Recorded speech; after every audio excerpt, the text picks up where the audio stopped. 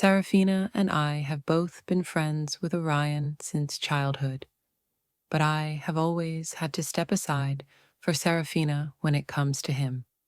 Orion claims this is my way of compensating her. Serafina wished to spend an additional year with Orion, so he caused me to miss the SAT exam.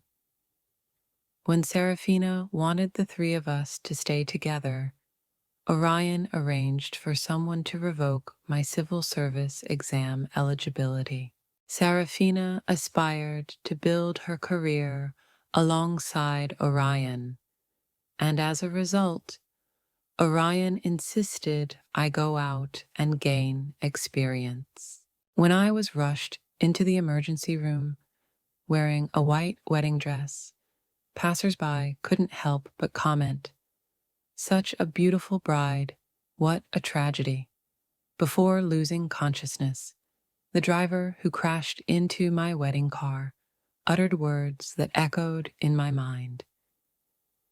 "If you want to blame someone, blame yourself for choosing such an excellent husband. If I don't want you at the wedding, this is the only way." 3 months later, I woke up in a hospital room. Upon seeing me awake, Orion immediately ran to my side and exclaimed, "Allah, you're finally awake." Before I could say anything, the door swung open. "Oh, Allah, you had us so worried," Serafina said as she walked in. She was wearing a wedding ring identical to Orion's, something he and I had agreed upon before our wedding. Serafina noticed my gaze on her hand and looked uneasy. "3 months ago, you were in a car accident, and I had no choice but to marry in your place," she explained. Orion interrupted her, saying, "Allah, don't be unreasonable." Serafina stepped in for us that day. That day, the Orion group had invited many guests, and my unexpected accident almost ruined the wedding. Since the Allah family had gone bankrupt years ago, I was adopted by the Orion family, which distanced me from society. Few people remembered my family or recognized me, which allowed Serafina to take my identity and marry Orion in my stead. Touching my flat stomach, I finally asked, "What happened to the driver who hit my car?" Orion appeared uncomfortable as he replied, "The driver didn't do it intentionally. His family is struggling financially, and his attitude was sincere, so I settled the matter privately." Serafina added, "Allah, now that you're awake, don't dwell on this."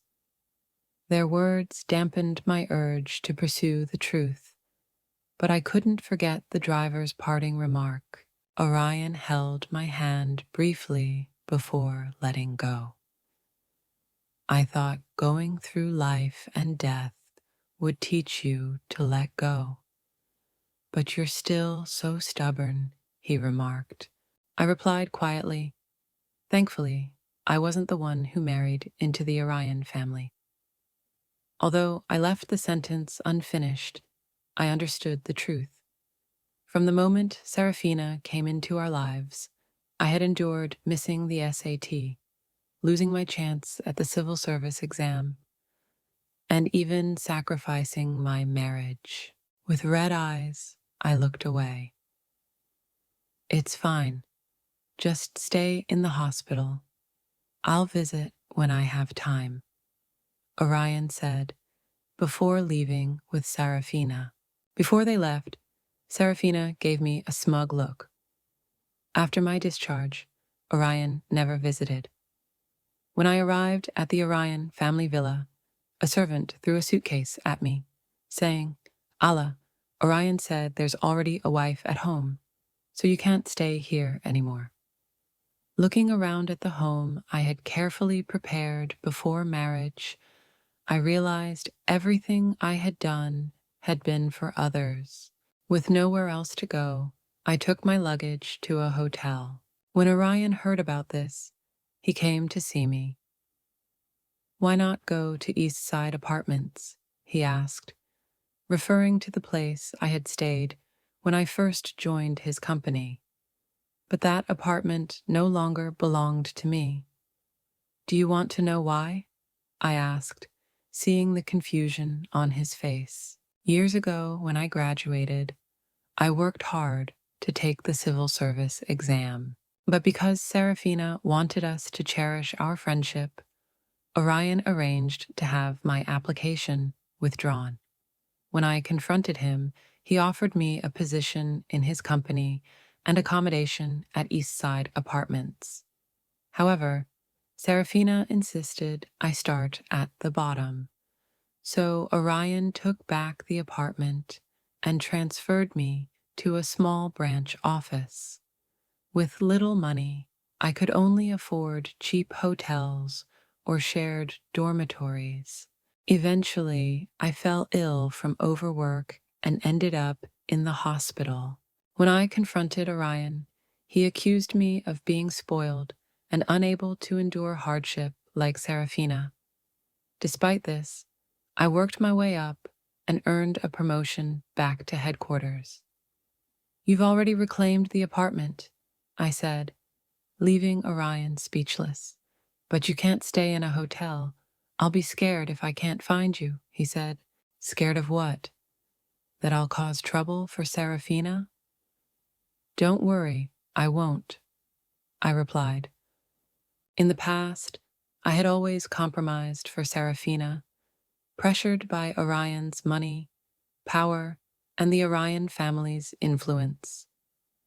Now I had investigated the driver who hit me, but found no clues. "You're married now. We shouldn't contact each other anymore," I told Orion. Ignoring his protests, I went to bed. Later, Orion insisted, "Serafina and I haven't registered our marriage. I'll separate from her and plan a bigger wedding for us."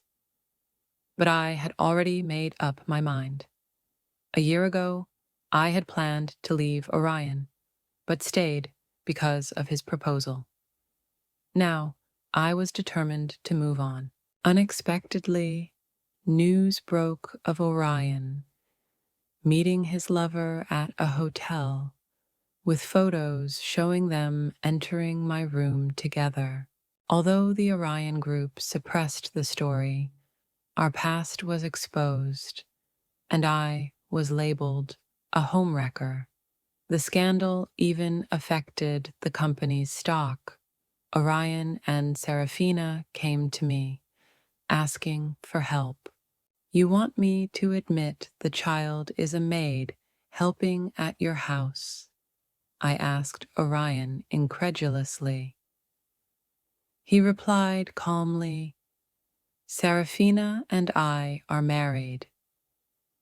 You just switched places with her. This is what you owe her." Serafina tearfully said, "I don't mind taking the blame for Orion's sake." Orion wiped her tears and coldly told me, "Sign the inheritance transfer and clarify the situation. Otherwise, your parents' graves won't be safe." Years ago, Orion had chosen their burial site, claiming it would ensure their peace. Now, he was using it against me.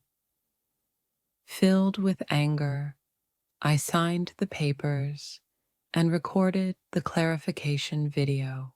Afterward, Orion assured me, "Don't worry about what I said. I was just angry." When they left, I resolved to never forgive them. I finally broke down in tears, unable to understand why I was always the one sacrificed for Orion's sake. Once, we deeply loved each other, and before Serafina came into the picture, Orion adored me. He wouldn't let me endure any pain or harm. My chaotic thoughts were interrupted by the sudden vibration of my phone. Maplewood Estates, number 38. Hurry over. Quickly pulling myself together, I hailed a taxi and headed there. At the location, a detective laid out a pile of photographs on the table and said, "This is as far as we could trace. That person is very cunning and vanishes quickly." Looking at the images of the driver and Orion in conversation from just 30 minutes earlier, I felt the pain of betrayal. It became clear that Orion had planned everything long ago. On my way back to the hotel, a news alert from the RAN group popped up on my phone. Before I could process it, someone ran up to me and threw an unknown liquid on my body. The intense burning on my skin made me realize it was sulfuric acid.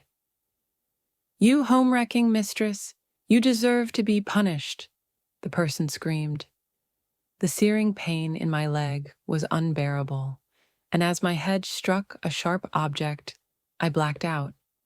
The attacker fled as I lost consciousness. When I regained awareness, I was enveloped in darkness. Orion held my hand and softly reassured me, "Allah, don't be scared. This is just temporary blindness. I'll catch the person who did this."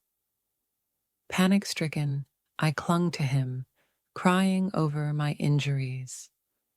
Only when I mentioned the burning pain in my leg did I fully realize the extent of the attack. Moments later, Serafina entered the room as Orion stepped out. Serafina approached me with a smirk. "I thought you'd lose a leg this time, but I didn't expect it to only be temporary blindness." "You got lucky," she said, her voice dripping with malice. Trembling, I asked, "I've given you everything. Why do you still treat me like this?" She smiled sweetly. "Because it's what you owe me. Why should I let you enjoy everything while I only get your leftovers?" As she spoke, she stroked the bandages on my injured leg. "Now I have it all, and you're just a blind, crippled woman. Do you believe I can let the driver go free and ensure the person who threw acid on you escapes punishment too?" Then she pressed hard on my leg, causing me to cry out in pain. In desperation, I shoved her away, but she reacted quickly, and I lost my balance, falling off the bed. The commotion drew Orion into the room, where he found me on the floor and Serafina clutching her face. "What happened?" he demanded, rushing to Serafina's side without even glancing at me. Through tears, Serafina claimed, "I just wanted to comfort her, but she yelled at me." When I stepped away, she fell off the bed. I shouted, "She's lying. She's the one who hurt my leg." But Orion dismissed me as unreasonable. "Why do you always target Serafina? She's done nothing to harm you. Instead, you owe her everything. You're the one to blame for your situation," he said coldly. Without noticing my bleeding wound, he carefully helped Serafina out of the room, leaving me crying in pain.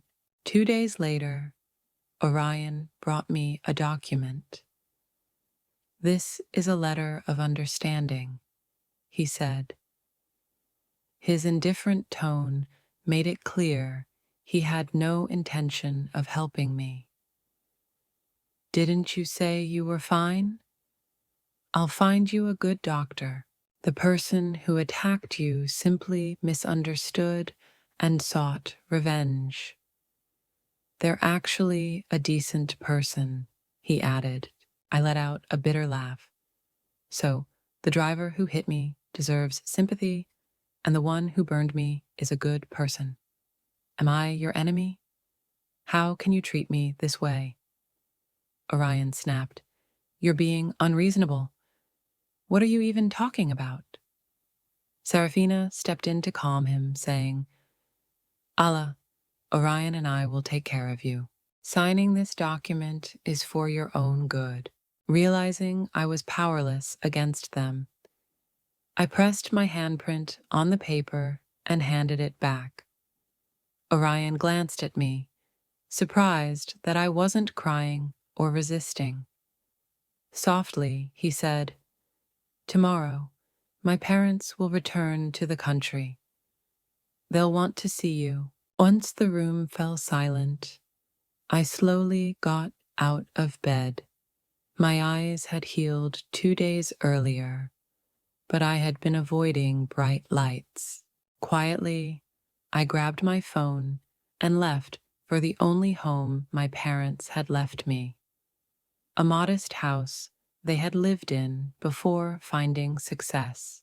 I resolved to end everything with Orion. From now on, there would be no Allah in the world connected to the Orion family. At the Orion family villa, Orion was surprised to see his mother arrive.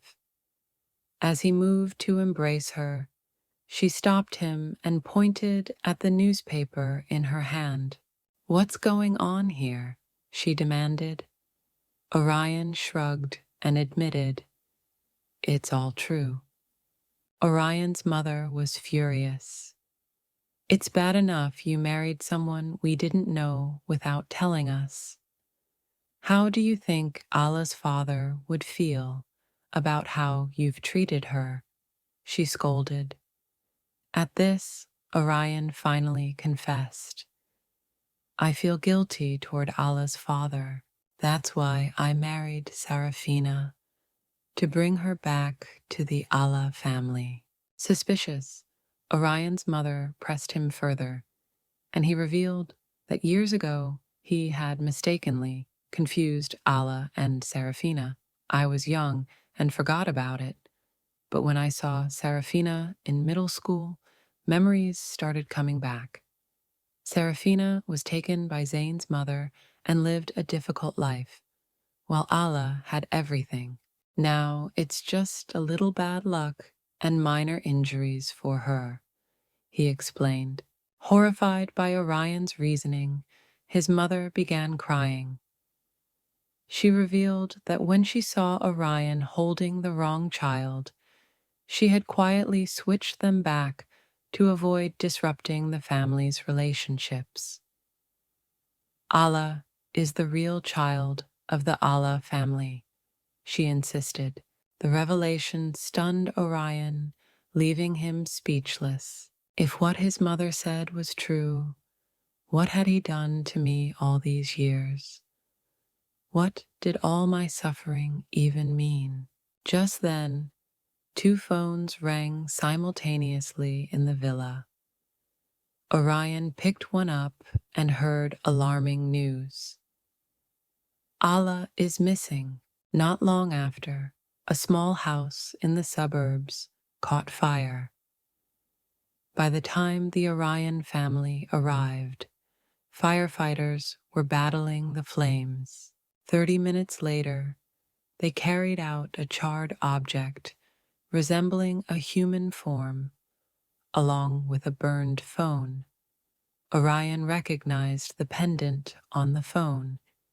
It was mine, the pendant he had given me during my school days, engraved with CS, lay in his trembling hand. This can't be. It's not Alabama. She wouldn't die, he muttered in disbelief. Firefighters explained that the blaze might have been accidentally caused by the deceased. Before the fire spread, a neighbor reportedly saw a woman who seemed to be blind entering the property. Orion collapsed to his knees, fanning himself in distress. This is all my fault. If I hadn't pushed her, she wouldn't have been splashed with acid. If her eyes had been fine, she wouldn't have died like this, he lamented. Overwhelmed, he fainted. When Orion woke up, only Seraphina was at his bedside. Orion, don't be sad. This isn't your fault, she soothed. Then, without hesitation, she added, her death actually solves a lot of problems for us. Now, we don't need to make any more excuses. Orion turned to her, stunned. Oblivious to his reaction, she continued, once I help the Alla family rise again, we'll be together, and all these troubles will be behind us. Before she could say more, Orion furiously grabbed Seraphina by the neck. This is all because of you. If it weren't for you, Alla and I would have been married long ago. You're the reason she was attacked with acid, went blind, and ultimately died. Seraphina struggled to breathe, clawing desperately at his hands. Just then, Orion's father burst into the room and pulled him away. Seraphina collapsed to the ground, gasping for air. Finally regaining her voice, Seraphina protested, Orion, what's wrong? Didn't we agree on this? Orion didn't respond. His mother, however, handed Seraphina a document. This is a paternity test, she announced. It proves your supposed family history is a lie. Did you really think your deception would go unnoticed? Seraphina scanned the report, shaking her head.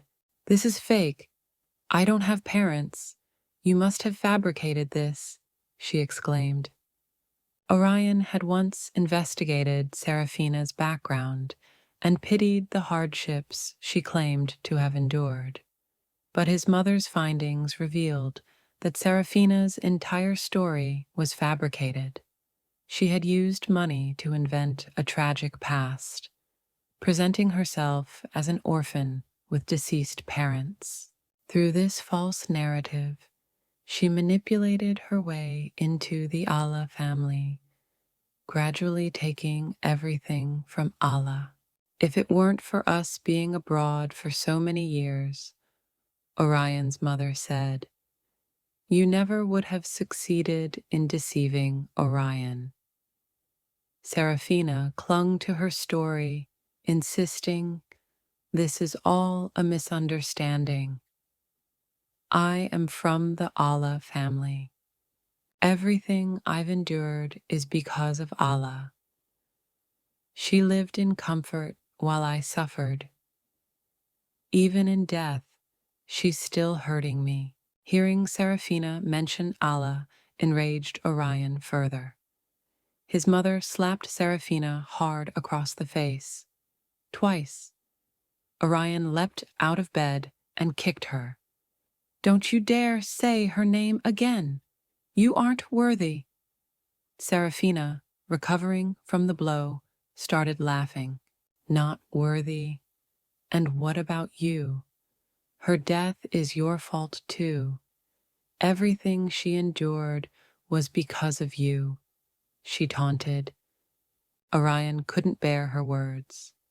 Just as he moved to strike her again, his father restrained him and ordered the staff to remove Seraphina from the room. Once alone, Orion's father spoke solemnly. There's something you need to know, he began. After Alla's car accident, she had to undergo an abortion. Seraphina kept this from you. Orion froze, feeling as though he had been hit by a truck. He thought back to how Alla had grown distant over the past year. 3 months ago, on their wedding day, she had told him she had something exciting to share after the ceremony.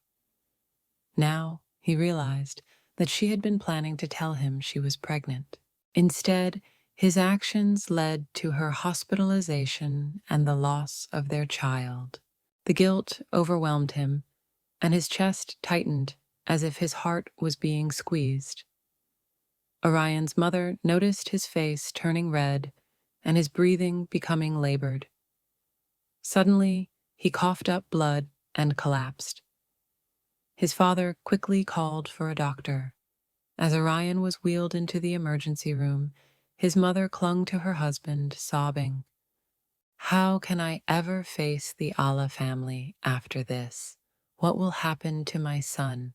Far away, across the ocean, I was unaware of these events. That day, I disguised myself as a blind woman and returned to the small house. After setting a fire, I left behind an android I had built to take my place. With my skills in biotechnology, the android looked convincingly human, though I missed the SAT exam and was unable to work in research immediately after graduation. Because of Orion's interference, a foreign research institute invited me to join a year ago. After leaving the institute one day, my colleague Celia stopped me. "Your leg isn't in great shape. You shouldn't be alone so often. There's a gathering tonight." "Come along," she insisted. By the pool, a group of young Chinese researchers cheered as Celia introduced me to the crowd. Soon, two men approached us. "Celia, you've done it. You brought the Ice Queen herself," they joked. Early in my time at the Institute, I had avoided socializing because of my injury, earning the nickname Ice Queen. Perhaps sensing my discomfort, Celia sent the men away. Just as I stepped aside to find some quiet, a man handed me a glass of wine. "I wonder if the famous Ice Queen will toast with me," he teased. It was Zane, the youngest deputy at the Institute, and the person Celia had wanted me to meet. I accepted the wine, smiling faintly. Zane looked at me with curiosity. "The Institute director told me your resume came with a glowing recommendation. Your skills must be impressive." Raising my glass, I thanked the unknown recommender. Our glasses clinked lightly. "Thank yourself," he said with a smirk. The party grew louder, and my leg began to ache. Celia noticed and whispered something to Zane. Minutes later, I found myself in his car. "What's wrong with your leg?" he asked. I replied in an even tone, "Just an old injury." As we arrived at my apartment, Zane rolled down his window. "We don't say goodbye here. Only see you later," he said, smiling. I pursed my lips, thinking he had misunderstood. Back across the ocean, Orion stood before my tombstone, unaware of my survival. His phone buzzed with a cryptic message. "You'll want to see what I have." At a cafe, Orion met with a detective who slid a document across the table. Orion's vitality had faded, leaving him a shell of his former self. The detective hesitated before saying, "Let me give you some free advice. The weather abroad has been awful lately." Elsewhere, my leg pain flared up as I observed Zane from a distance. At first, I thought it was a coincidence, but his figure seemed to appear wherever I went. I began convincing myself that I was okay. "How many years could someone get for disturbing the peace abroad?" I shouted, stopping Zane in his tracks. He approached me with a wide grin. "Disturbing the peace could be a serious offense, but pursuing someone you care about should be innocent," he replied. Although I had braced myself, his words still caught me off guard. Before I could respond, my phone rang. To avoid the awkwardness, I quickly answered it, but there was silence on the other end. When the call ended, it hit me. No one here had my number. I only communicated via email for work. So how could this happen? No, it couldn't be possible. Lost in thought, I felt the wound on my leg reopen. The sharp pain overwhelmed me, and I fainted. When I woke up in the hospital, Zane was by my side, and I finally relaxed. Just as I was about to thank him, he handed me my phone and pointed to the screen. "I found you using this," he said. After returning from the hospital that day, I requested a leave of absence from the research institute. I had known this day would come, but I didn't expect it to happen so soon. As Orion sat across from me, his eyes were red, and his fists were tightly clenched as though he was holding something back. "Allah, can I give you a hug?" "No, just a touch, just to feel your warmth, to know this isn't a dream," he pleaded. I clenched my fist. "If you have something to say it," I replied coldly. My tone visibly hurt him, but he quickly composed himself. "Allah, I'm just so glad you're alive," he stammered. Orion fidgeted nervously, rubbing his leg. "I know you love your job, and that's fine. You can keep doing it after we get married. I'll move in to be with you," he added. His delusional confidence made me wonder if he had lost his mind. "Do you even hear yourself? Do you think you can still control everything?" I snapped, shattering his illusions. Orion immediately became unsettled. "No, Allah, I just want things to be like before. You love me, I love you, and we'll get married," he begged. I couldn't hold back anymore. "Do you want me to help you remember, or would you rather think about it yourself?" I asked. The sunlight reflected off the scars on my legs, stinging Orion's eyes. He hit his head in frustration. "It's my fault, all my fault," he muttered. After a long silence, he finally looked up. "Don't you want to know why I kept coming after you?" "It was because of Serafina," he admitted. I sat silently as he recounted the past. When he finished, I picked up my coffee and threw it at him. "You disgust me," I spat. His actions, his arrogance, guilt, and attempts to compensate by humiliating me had caused me years of suffering. During countless sleepless nights, I had tortured myself, wondering why Orion changed, why he allowed others to hurt me, and why Serafina could so easily take everything from me. While I loved him, he was playing me, pretending to care. "Allah, I know the truth now. Please give me another chance," he begged, ignoring the stains on his clothes.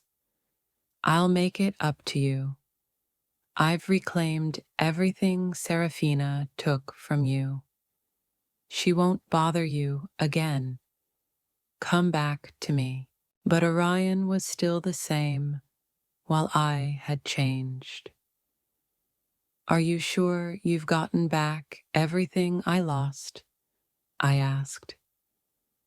His face paled as he remembered the past. "I'll make it up to you. We'll get married, and I'll be a good father," he promised. I slapped him. "Shut up. You have no right to talk about the child," I yelled. My child wasn't welcomed into this world, and it was because of him. Lying on the operating table that day, I had heard the child's silent farewell. That child took away my love for Orion. Do you want to know what I was thinking before I faked my death and started the fire? I asked. Orion's expression changed as he recalled his mother's words about the little house. It represented my parents and my existence. Destroying it was like erasing myself. From that moment, Allah no longer existed, and so did any ties between me and Orion. Orion seemed to relive the fire. He held his head, shaking it desperately. No, I don't want to know. Please don't say it. It's all lies, he shouted. If my death caused him pain, then it would be his lifelong punishment. Though he had once dreamed of a life with me, he ultimately chose to atone with my life without my consent. Time wouldn't reverse, and the damage he caused wouldn't vanish. I never said those words to him in the end. After that, Orion never sought me out again. I immersed myself in my work at the Research Institute. One day, Zane appeared at my desk. I'm busy today. I don't have time, I said, before he could speak. Zane pulled a document from his bag. No problem. Just tell me when you're free next week, he said with a smile. Taking the document, I glanced at him in surprise. If you don't want to go, you can refuse, just like you refused me before, he teased. I didn't expect to return so soon to a place I had vowed never to revisit. At work, I kept my personal feelings in check. Zane shrugged, unconvinced. Is that so? You might change your mind when you meet the partners. After landing, we checked into a hotel. There, I unexpectedly saw Orion's parents. Before we parted, Zane sent me files on the companies involved. I hadn't realized the Orion Group had expanded into biotechnology, something I had suggested to Orion in the past, only for him to dismiss it. When Orion's mother saw me alive, tears welled up in her eyes. As long as you're alive, that's all that matters, she said, pulling me into a hug. I'm sorry for all you've endured. Her husband stood quietly beside her, his face showing relief. While living with the Orion family, they had never treated me poorly. Even when away, they sent gifts during the holidays, but their kindness couldn't undo Orion's harm. I'm here for work, uncle and aunt, I said, stepping out of her embrace. Orion's father intervened. Allah, don't worry about work, but I do have a favor to ask, he said. I followed them to the villa. Everything looked the same, with my garden still in bloom. Orion's mother led me to my old room. When I opened the door, I saw someone by the window. Orion turned at the sound, his face lighting up. Allah, you're back, he exclaimed. His mother bit her lip, watching silently. Orion reached out hesitantly. Look, my hands are clean. No one has touched them. Can I touch yours? Just once, he pleaded. Finally, I let him hold my hand. His grip tightened as if afraid I'd disappear. When his father left, I pulled my hand away. Don't cling to the past anymore, I said. Orion's gaze was filled with turmoil. I remained calm, though inside I knew he didn't understand me. If he ever came back into my life, I would destroy him. As I left, I wiped my hands with a tissue and threw it away. To Orion's parents, I firmly declined any future ties. At the hotel, Zane greeted me. "I knew you'd refuse," he said. He was right. I had refused, but it wasn't just him I rejected. It was the Orion family.